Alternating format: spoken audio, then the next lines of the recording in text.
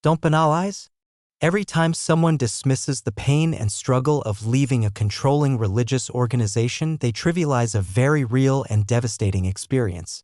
Today, I want to talk about why we must never banalize the harmful effects of oppressive practices, especially those that isolate, shun, and trap your mind long after you leave. For years, the narrative has been set: if you leave, you're simply stepping into the unknown, and that's just part of life.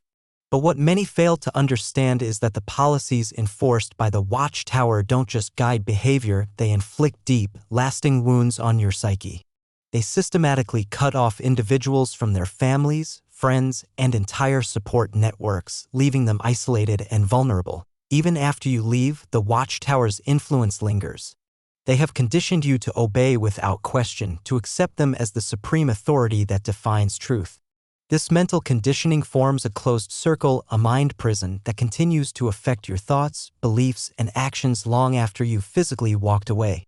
The power they hold over your mind is not easily broken, and it is this very power that you must not banalize. When we hear people say that the pain of leaving is just a temporary hardship, we must challenge that perspective.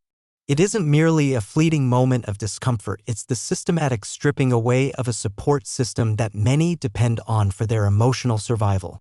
The isolation and shunning are not accidental byproducts of change, they are deliberate tools of control designed to keep you trapped in obedience, even as your heart longs for freedom. Consider this. While some critics label ex-members as bitter or resentful, the anger and despair you see in many former members are not born out of personal weakness.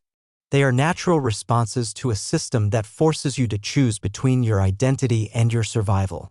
When you trivialize that pain, you deny the profound injustice that continues to echo in the minds of those who have left.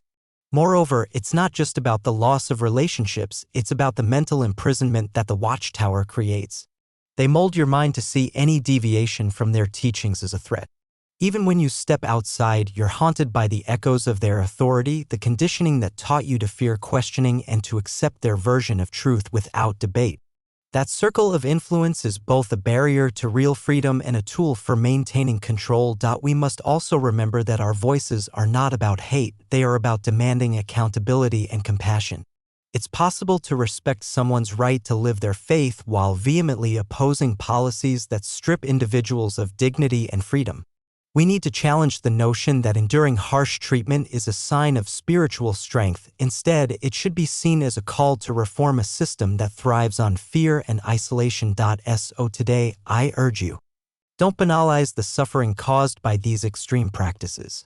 Acknowledge the deep, enduring impact on both your relationships and your mind. Recognize that the anger many ex-members feel is not inherent, it is a reaction to a system that robs you of your dignity, isolates you from those you love, and continues to control your thoughts long after you leave. True faith should allow for free thought, genuine belief, and the courage to seek the truth without being haunted by the past. Until the day comes when these policies no longer divide you, remember, a congregation built on fear is no congregation at all. Thank you for listening. If this message resonates with you, please share it and join the conversation.